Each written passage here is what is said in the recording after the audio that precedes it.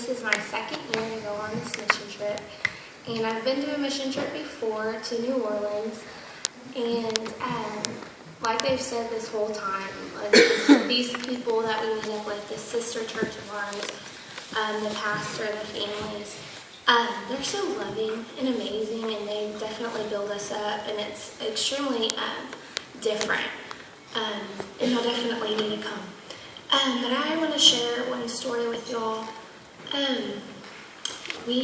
I don't really pray with the youth. I pray with myself, and Travis is really working on me with all of that. But this one morning we were going door to door, and there was my team, and we were with Pastor Lemuel of our sister church, and he looked at me and he goes, "Do you want to pray for us this morning?" I was like, sure, and all of a sudden, God spoke right through me and prayed for us that morning. And after I prayed, we went to door, and there was a few houses that they weren't opening the door. And finally, we got to one, and Chris and Lemuel went to go talk to this guy that lived there. And they talked to him for a little while. It felt like forever, but it was probably like 30 minutes. And there was a lady next door.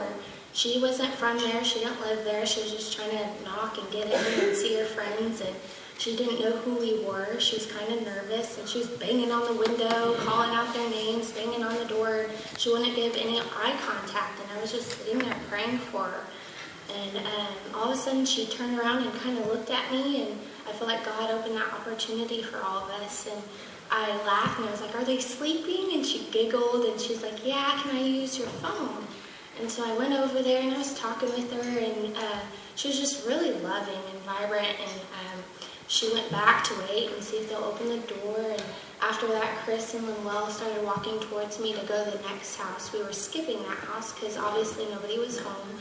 And I was like, I think we really need to go back and talk to her and see if she doesn't have a car. We need to see if she needs to get somewhere. And so me, Chris, and Doug, and little Jason, who was our interpreter for the week, we were talking, and Pastor Lemuel came to talk to us, and he's like, "I want you to meet our new sister in Christ." And we all were hugging her, and he talked to her and brought her to Christ that day. And she's actually from Laredo, Mexico, and she was over there just for spring break or for work, or we don't know what for, but what are the odds? God led her there that day for us to talk to her, so I thought it was really amazing.